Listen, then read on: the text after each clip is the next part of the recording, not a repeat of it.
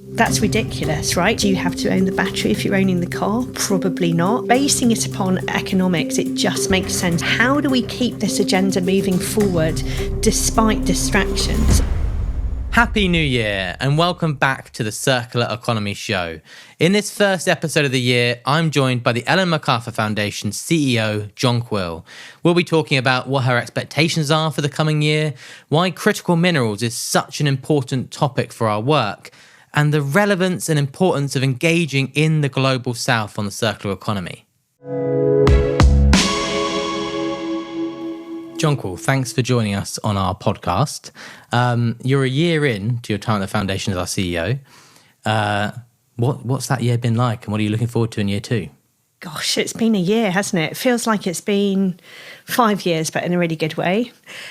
So what I think we did super well was getting really, really focused on what are the big problems of our time and how we can address them at the nexus of business and policy and where circular economy is perceived as the answer. And I think having chosen our three themes on plastics and packaging, on critical minerals, and of course on fashion and textiles, that just feels really great and galvanising for this year.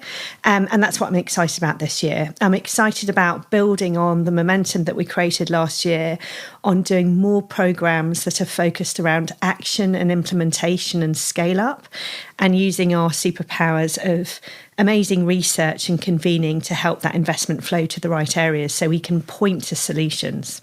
I want to pick up on what you said there around where the circular economy is most urgent and most relevant, because obviously the circular economy is a very big idea. In some ways it can apply to many, many different things, but that effort to zero in on like where does it really matter now and where can it really make a difference?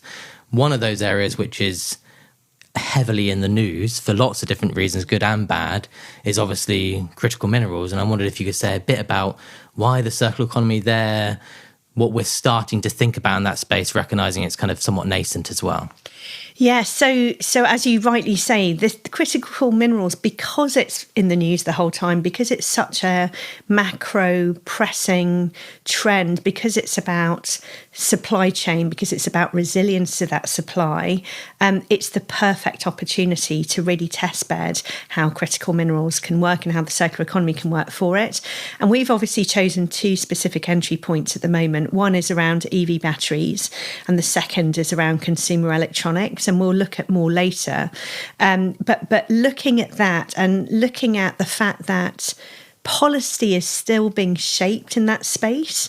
So if we can imagine using circular economy policies to incentivise reuse of those materials, thinking about new ownership models of the battery. Do you have to own the battery if you're owning the car? Probably not. The OEM could own that. The mining company could own that.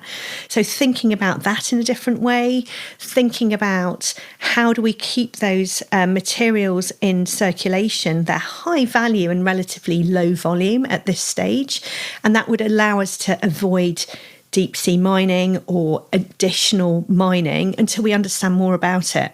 And so looking at that and looking at how we can create secondhand markets in the global south and ensuring a just transition, that's fabulous. It's like really, really exciting and something that we can really do because we haven't yet got the volumes of supply and demand yet. And so there's a real opportunity to shape that and make circular economy a reality.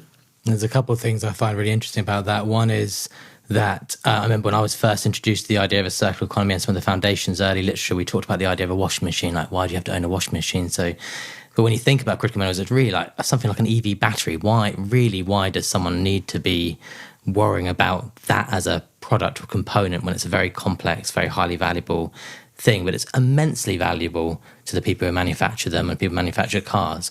And then the second thing I think is interesting about what you said there is it really shifts the narrative, because what I read in most of the news about critical minerals is a bit like, it's like kind of doomerism, really. It sounds like the world is ending, but the circular economy is an opportunity space for critical minerals, fundamentally. That's exactly it. It's this whole value creation, and it's what better things that you could do that with is the high value, low volume materials. It's a complete new business market opportunity. So if you imagine an EV battery, it might after 5 years not have the energy density to still be an EV battery, but of course it can be used for energy storage in a different market, and maybe that it's at a price point in the global south that also helps the global south level up with the global north. And I think those are the kind of things that we really want to be looking at. It's really exciting. Something I think that I've noticed you've really driven into the foundation in your time as CEO so far is that focus on the global south, on that kind of local to global connection. I wondered if you could say a little bit more about why that's so important and some of the things we might do in that space. I know at the end of last year, we announced a partnership with Clean Rivers in Brazil and plastics infrastructure. Yeah, absolutely. So, a lot of the narrative around the economics in general, or the economy in general, is, of course, global north-driven narrative. And the whole point is we want to try and change the system. We're not going to change the system if it's a one-way street. So looking at the partnership with Clean Rivers and looking at what we've done in plastics, so we've moved away from just pointing at this is, more plastics than fish in the oceans, which is probably one of our most famous reports that I always reference, to here are the pivotal hurdles around infrastructure, particularly in the global south, reuse, and also flexibles, so alternatives for single-use sachets, for example. If we're looking at those as the pivotal hurdles and pointing to specific countries of what we need to do and pointing to specific solutions, that's how we start to scale and stop piloting everywhere. And our partnership with Clean Rivers, part of the UAE's whole philanthropic landscape, which is really extraordinary and notable, is to identify the first city in Brazil of about 5 million people, to see who all the players are in that value chain, including the waste pickers, so that we have guidelines that then can be scaled up to regional and then national level. And we want to do the same thing in Southeast Asia, in the countries where the enabling conditions exist, i.e. there's policies there already, where the biggest problems around pollution and plastic waste are, and where there is the greatest footprint from a lot of our players or a lot of our partners in our network who want to solve for this challenge. And so looking at what we can do tangibly in the global south to kind of bring these solutions to bear through philanthropic partnerships is really fantastic. I think it also requires a different type of storytelling, because what we're talking about there is how do we drive something that has enough scale to be of relevance across many, many regions and many geographies, or like has learnings from it. And that is a different mindset from here's a really beautiful little case study that shows that in the perfect set of conditions, it works. It's almost much messier and harder in some ways, but really essential because of what you said about the barriers that policymakers and businesses are encountering when trying to shift the economy from linear to circular, or to try and solve some of these big global challenges more pertinently. You're absolutely right. And I think that's the idea around our approach around guidelines, because then it's not like it must be this. Because if you've got those guidelines, it allows for local solutions to flourish, because it will be a different pollution problem for example, in Vietnam than it is in Brazil, because of the different conditions, because of how waste pickers work, because of what the materials are that you're trying to collect. And I think looking at that, having consistent guidelines allows investment for scale, but it allows, as I said, these local solutions to really flourish and come to bear. And that really benefits all of us, because then we can learn from different geographies. So we've talked about a couple of those focus areas you mentioned, and I'm worried that if the fashion and textiles team are listening to this podcast and I don't ask about it, then they'll be giving me grief in the office. So and me. So I've got to ask a question about it. But, when people think about the fashion and textiles industry, they think almost in some ways of a quintessential linear economy. We all experience it. So what makes that a space where there's relevance and readiness for circular economy activity, and what we're starting to think about there? So if we look at fashion and textiles, we look at circular economy in general, and we look at you've got the feedstock. So let's call that the clothing mountains that we've got out there. And then you've got the offtake, which are the innovation models. So how do we start to shift those big Ghanaian mountains of clothes that exist from the linear economy, and how can we reuse those and come up with great innovation models? How do we create materials that can be more easily separated and recycled or reused?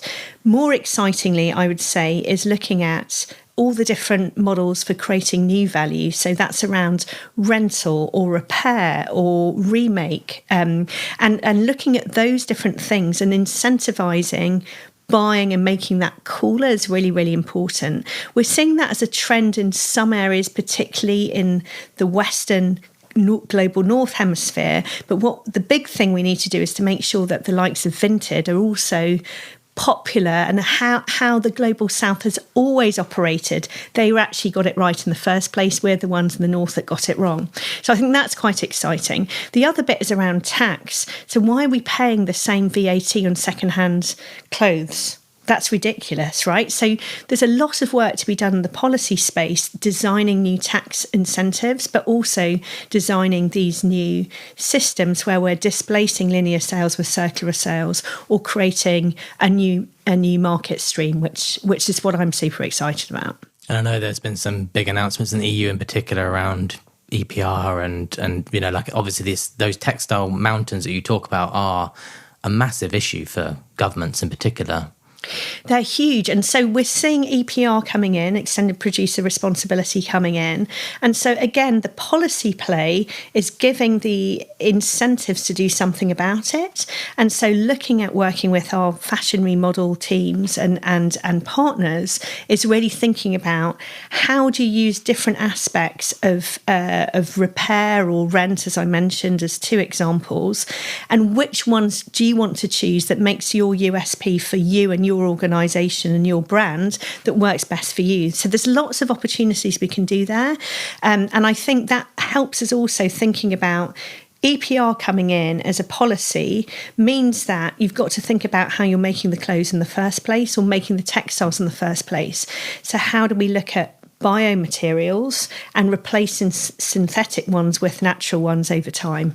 And of course, very, very relevant for the global South topic that we were just talking about in terms of production of textiles and where these waste textiles often end up. So Davos is coming up. Many of the organisations listening to the podcast will have people attending that event. It's a kickoff to the year for lots of policy and business organisations. What are you specifically hoping to engage with, talk about? What outcomes is a funny thing to talk about with what's effectively a massive series of meetings and conferences. But what are some of the things you're hoping to see or looking for, momentum you're hoping to see come out of that for the rest of the year? So I feel like I've been saying this for several years. I probably have, actually. But the thing about Davos, it has lots of criticism about it. But the thing about Davos is you have a captive audience, right, in snow boots. So everyone's grounded, literally, in snow boots. And you can talk and convene around specific things you want to do. And I think particularly in the times we find ourselves in, so Trump will be there apparently on the Wednesday. Exciting. Exciting is definitely a word. We are having the opportunity to really talk about this scale up that I was talking about.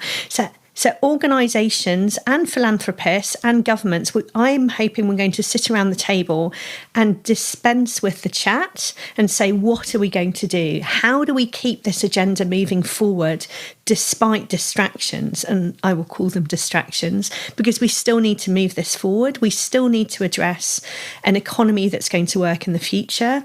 And that's the thing about circular economy. It's really giving us the opportunity to cut through this, provide the resilience in all scenarios and circumstances, and to keep things moving. And so I'm really hoping for outcomes around what are we going to do next together for this at scale, whether it's EV batteries, whether that's fashion and textiles, or whether it's reuse or infrastructure and plastics. I was really inspired by this podcast that I listened to, and unfortunately I can't remember whose podcast it was, so I can't credit them, but if I remember we'll put it in the notes. But they were saying, I mean, I think, as you say, there's a lot of divisiveness that comes both around Davos and in general in our kind of meta narratives, and where there are genuine differences, it's good to debate those. But this person was saying on this podcast that we also have to get along and we have to do things, and we have to. And I found that very inspiring, because it feels really important to identify those areas where it's just good for all of us to work on things to make the world a better place, whatever that means in that particular context. Yeah, I think that's right. And I'm going to bring it back to the circular economy, because why wouldn't we? But I really do fundamentally believe that now is our time, because it provides that not only narrative but solution that transcends political boundaries, that allows us to work towards basing it upon economics. It just makes sense socially and economically for us to do things differently and protect the resources we've got and keeping them in circulation, right? So that's the most inspirational thing I think we can take into this year. Thanks for joining us on the podcast, Jonquil. Hopefully we'll catch up with you again later in the year. Thank you, Seb.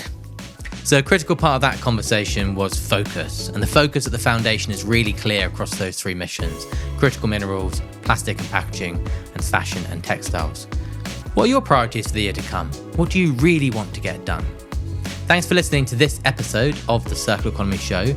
And if your New Year's resolution was to make sure you subscribed to our podcast, you could do that right now. Otherwise, we'll see you soon.